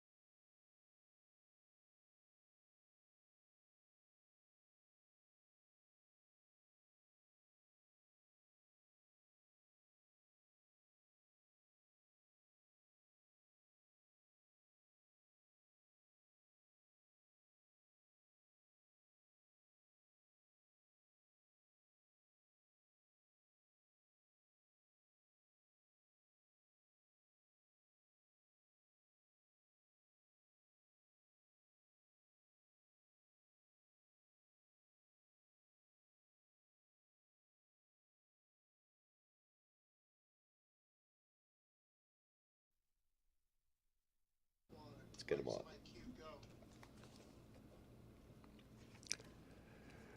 I have some funny sound here to play for the group because I'm kind of bummed, Stugotz, that OKC didn't go longer into the postseason, just so everybody could have fallen in love with just how young they actually are, how young they behave, how happy they are to be in the NBA, traveling all over the United States. Happy to be there. I mean, they're just really young, but if you didn't know, the Timberwolves are also really young. And when you put Karl Anthony Towns and Anthony Edwards in a press conference, and Vince Goodwill, who's been covering the league for a long time, explains to them, and they might not have any working knowledge of the theory that old heads have in basketball, that if you're as young as they are, you have to fail big and publicly a couple of times before you're allowed to win the championship. No team like the Timberwolves has ever gone from where they've been straight to winning the championship before. You have to fall on your face a few times. And Goodwill asks them this question. And just listen, don't think of this as Anthony Edwards and Karl Anthony Towns. Just think of it as a couple of young guys who are a comedic duo who work well off each other when making fun of how bad their franchise has been. And usually in NBA history, it says you have to lose and lose big before you win. What is it about this team that says we lost last year? Yeah, but that's different. You have to lose at a bigger stage. Usually, teams usually. It's the playoffs. We lost last year. We lost the last 2 years. Shit. God damn. How much more we got to lose? Yeah, how much you want us to lose? We're losing for 20 years. I mean, that's just the truth, dog. God damn. We've been losing for 20 years, he says, next to someone who's 22. Someone who's 22 years old. My entire life. Hey, Anthony Edwards is out here at 22. How much more you want me to lose? I lost in the first round last year. That's enough. That's enough losing for me done forever. Losing. Yeah. But the first round is lost usually in a practice somehow. That's right. Well, Karl Anthony Towns, I don't know if he shook some of that reputation last night, but how many of you were out there waiting for him to go bad body language, go to be all the things Jimmy Butler said he was in a practice with Wiggins that we still talk about? In fact, I'd argue that before last night, the biggest moment of Karl Anthony Towns' entire career in terms of leaving a mark, positive or negative, is that in a practice, Jimmy Butler undressed him. It's like the signature moment where for years now we're talking about, is this dude soft? Is he mentally strong enough to do what it is that he did in a Game 7 yesterday? He could win a title before Jimmy.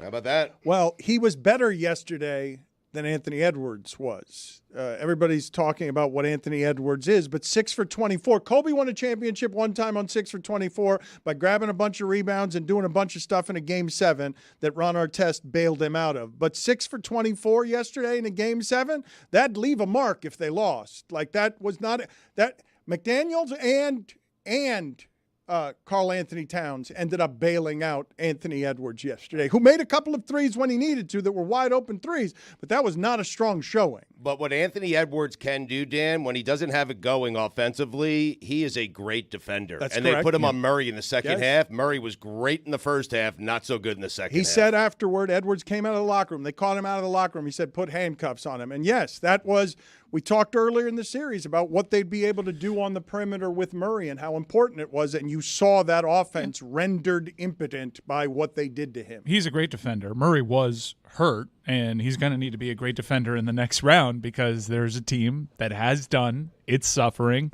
with a young superstar that seems also impossible to stop. And I want to do like a sports cable television topic right now. Which duo would you rather have, Edwards and Towns or Kyrie and Luka?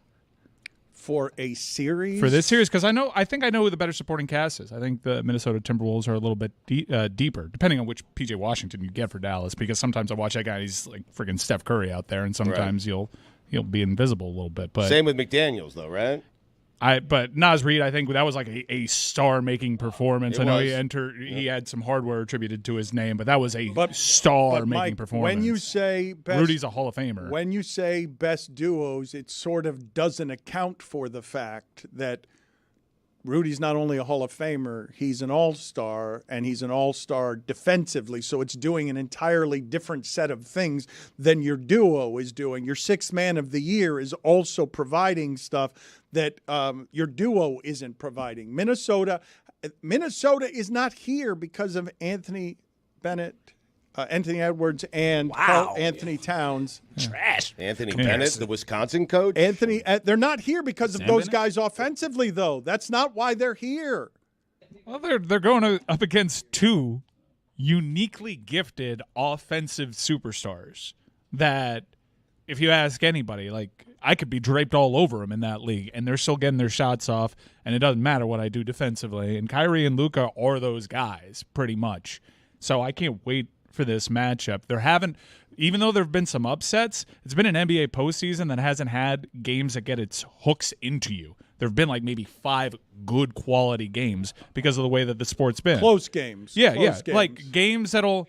I wasn't watching with the sound on until the second half, and I was watching with the sound on. I thought that game was over, given what I've seen in this postseason. When a team goes up 15, generally they end up going up 30 in that sport. But you have checked out on loving the sport the way that you used to, and what you're saying, while it might be true for you and your casual interest, is not true for Juju. He's eating up every bit of this. If you just simply love basketball, you are watching things that don't require the late game buzzer beaters in order to appreciate the kind of players that I'm watching it. I'm watching it. I'm saying, like, I'm not saying you're not watching sole it. Focus I'm saying that you need, Mike, you're at a point in your sports fandom where you need extra. You're at the same way that heroin users need more and more heroin to get the same high that they used to get. That's where you are with your sports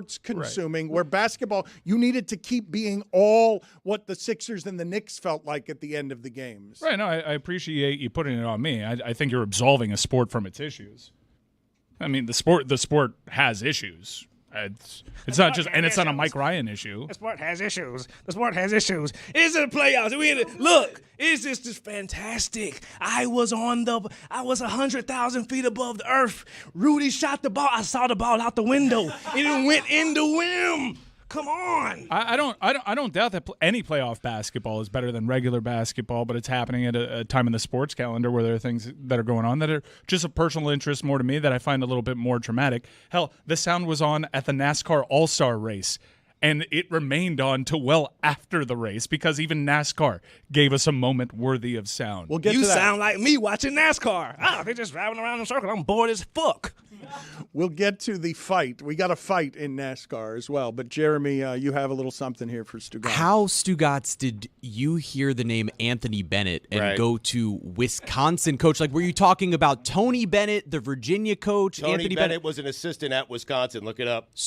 So that's where we got from Anthony Bennett, the mistake for Anthony Edwards, not the number 1 pick in the NBA, Anthony What Bennett. happened was he just Googled Tony Bennett to And see got if there was lucky. any Is that what it was? Connection to Wisconsin. Yeah. Oh, boy, did I get Wisconsin lucky. assistant. Name Anthony another Bennett, of course. Name another lead college basketball assistant. amazing. Right now, go for it. I can't. That was staggering. The way Got that lucky. Stugotz waited. Stugotz, hold It was on. your mistake. Hold on. Yes, it was initially my mistake. Anthony Bennett at least was a Minnesota Timberwolf. And Dick Bennett was the head coach for the University of Wisconsin at one point. But what Loose connection. His mistake, at least, there was an Anthony Bennett that played basketball for the Timberwolves. I can understand it.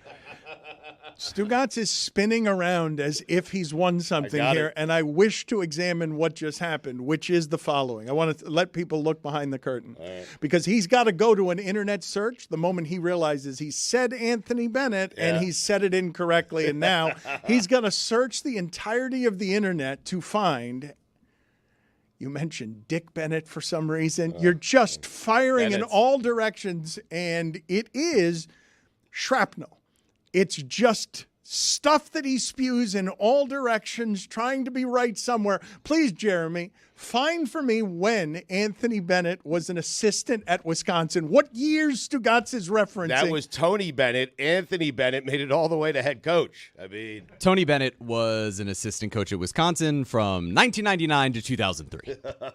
So that was the era that you were referencing Stepping stone, yeah. as a victory for you. Let's go here. I want to get to some Malone sound. Mike was talking about Denver being tested, and you saw when he won that Malone spent a lot of time trolling the Lakers. He really enjoyed himself. The tone, slightly different when you've lost a Game 7 at home. Absorb a loss like this after going ahead by 20. Next question, man. The season's over. That's what's hard. Being up 20. The season's over. You don't understand that. The season's over. It's hard. Stupid ass questions. Ooh. It is warm. That was rude. I feel like his answer was dismissive enough. He didn't need the dismount of stupid-ass question. I mean, he lost to Gobert. Let's just play that again because this is how it goes down, the bitterness of losing when you're a champion who last offseason got to parade around with you through chains on. Did he have grills at one point? He called Brucey B. Wait, look at him without Brucey B. You look like an idiot without Brucey B. And I said it. Play that again. How hard is it just to absorb a loss like this after going ahead by 20? Next question, man. The season's over. That's what's hard. Being up 20. The season's over. You don't understand that. The season's over. It's hard. Stupid ass question. Do you think the reporter understands that, though? I believe the reporter couldn't have gotten a better answer from Malone. It's perfect.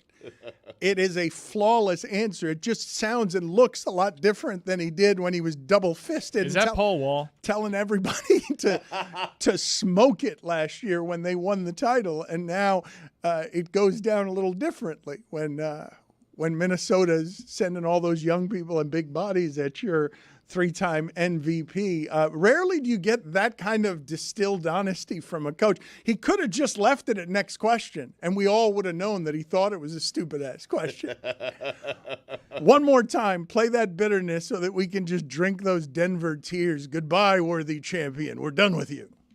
How hard is it just to absorb a loss like this after going ahead by 20? Next question, man. The season's over. That's what's hard. Being up 20. The season's over. You don't understand that. The season's over. It's hard. Stupid ass questions.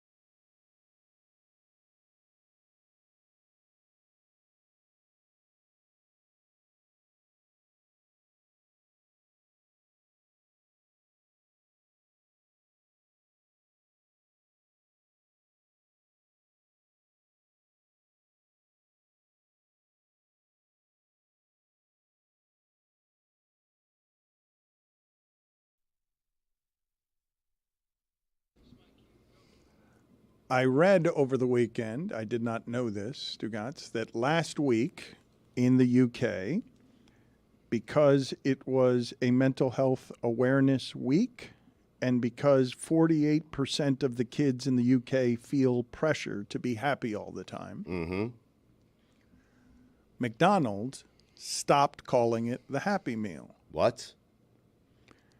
For the week, because kids don't want the pressure all the time, 48% of them, to be happy. That's a really low number when you really think about it.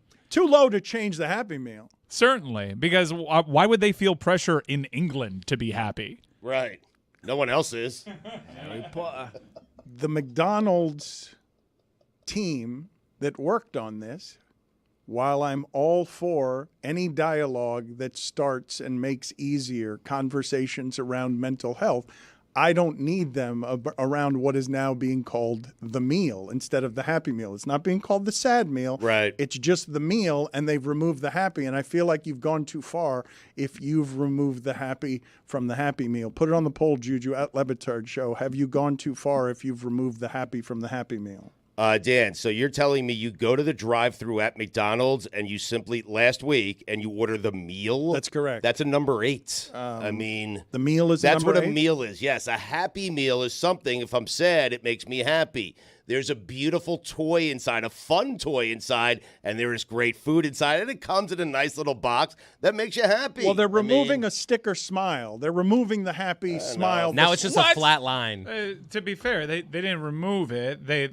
You still can put the smile on there. They gave you stickers, but no pressure to put the smile on there. No pressure whatsoever. They gave you like a handful of options. So if you want like a Happy Meal, which is like a straight line for a mouth, you have that option as opposed to being force-fed a smile. I've got to salute, even though I'm against the principle of this, just because I want my fat and happy comfort food and I want it to always be happy.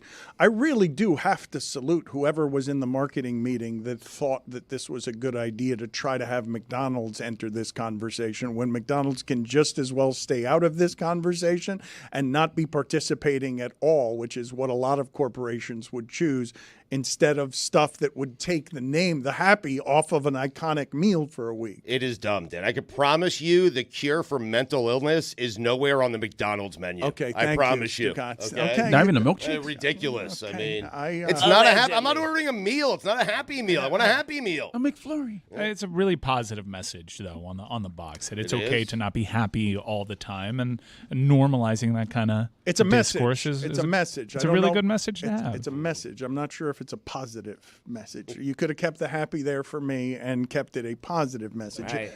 Call it the Bah Humbug meal while you're at it. Jeez. Yeah. But this is a meal you get to make yourself happy. Not They're always. giving you less opportunity to be happy. Well, sometimes if you're not feeling happy and you're just surrounded by joy, you just become more unhappy because you start questioning, why am I not this happy? Preach. Couldn't the Happy Meal make you happier, ideally? In a perfect world? It's mental health. There isn't a turnkey answer for all of this. Otherwise, it wouldn't be what it is right now. But Have you had those fries? I mean, they make me happy. they make everyone happy. They make me happy. But sometimes when I'm in my feelings, I'm having those fries. It just, I see. just digging deeper. Pressure to be happy is bad? Yeah. If you're not happy, the pressure to be happy, sometimes it's bad. I felt that. Yeah. Yeah. It can be bad if you start wondering, why can't I have a good time? When I was going through a really bad mental health stretch, I was at a Jack White concert in Portland. I had great seats. I was right in front of Jack, and I was a misery. Like, if you told me in a vacuum, that would be one of my happiest places ever. And I left that concert early because I was just wondering the entire time, why am I not happier? Oh, I believe that this right here, what you've just articulated, is something that right now is a plague everywhere, where people can't get outside of whatever their individual problems are to have the gratitude that is necessary on the pie chart of happiness for wherever it is you arrive. But Right, but I felt even worse about it knowing that I'd be having a great time here, and I'm surrounded by people having a great time, and I was still trying to understand it. So to hear a message that's not messed up, like it's okay to feel that way sometimes. And now coming through it, even though, it's a lot like recovery, you're going to run into triggers, but I do feel like for a large extent that I'm out of the woods now. Looking back on it, I would have loved a message knowing that it's going to be all right.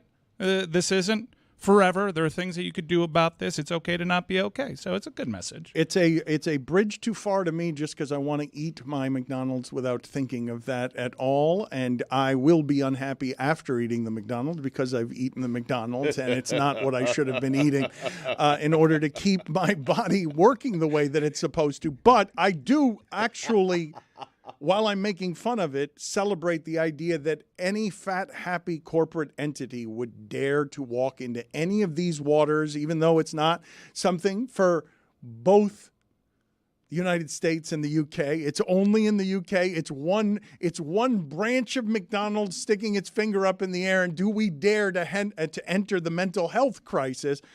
It's not all of McDonald's, because you generally don't have these corporations wading at all into these waters. It's funny that there isn't a uniform policy when it comes to menu items. You go to Japanese McDonald's, they have all these different crazy menu items that you become envious of. The Happy Meals are different too. When I went to Mexico recently, the Happy Meal for Mexico was kind of a little messed up. It was like, let's indoctrinate a future workforce. Here's the Happy Meal giveaway. Drive-through headsets. Here's a nameplate that says McDonald's. Like, every McDonald's around the planet has geo-targeted Happy Meals that are different. They're franchised, though. I mean, you have the right, as an owner, you have the right to do what you want with that menu, correct? But I always thought, my myopic Americanness, that if my Happy Meal was a Jurassic Park Happy Meal, or if I had the Batman Forever man, that was such a money glass. What a great giveaway. The Batman Forever glass set, I just assumed that, a kid in Norway would be getting the same thing. It's not always the case. Juju, what does the rest of your collection look like? What is the cupware, other sophisticated and charming cupware that we have in the Juju household? I got 4 good cups. What's the Batman one? It's the Joker. It's the Riddler with the question mark handle. That was a good one. And I got the cup I won in the Fantasy Guillermo Mafia League. Salute to Guillermo. Oh, nice. Any Flanagan's cups? Are they as good as the Flanagan's cups? Absolutely. Every single cup is wet. I'm not going to blaspheme. It's equal to the Flanagan's cup. Thank you. Well said. He knows when he's playing on the road. Yes. He knows when he's playing on the road. Toeing the line, Juju. Yeah. I don't think we're ever going to mention it, but I do want to mention that Tyson Fury lost over the weekend. I was going to mention it because I want to talk about, I've not seen him look like that, Stugotz. And you now have a unified title in the heavyweight division, which I'm guessing most of the people listening to this do not know the Ukrainian heavyweight who beat Anthony Joshua twice and did that. Or how to pronounce his name. It's Oleksandr Usyk. Yes. It's how Nice. you pronounce his name. Yes. And that shouldn't get a celebration because I know the name of the heavyweight champion of the world. I was scanning. I was like, do I venture out into this microphone and say Usyk? I'm not sure. You went right after it, man. Because you knew it. He's done something very impressive. And Tyson Fury, let's go ahead and play. Tyson Fury was trying to clown this person. Yeah, Fury came in looking like he was in pretty good shape. He looked spry early on, and it would appear that one of the best pugilists we've seen in the heavyweight division got outboxed. Let's watch this because he won. It's hard to beat the champion with a split decision. It has to be an overwhelming fight in order to take the champion's title.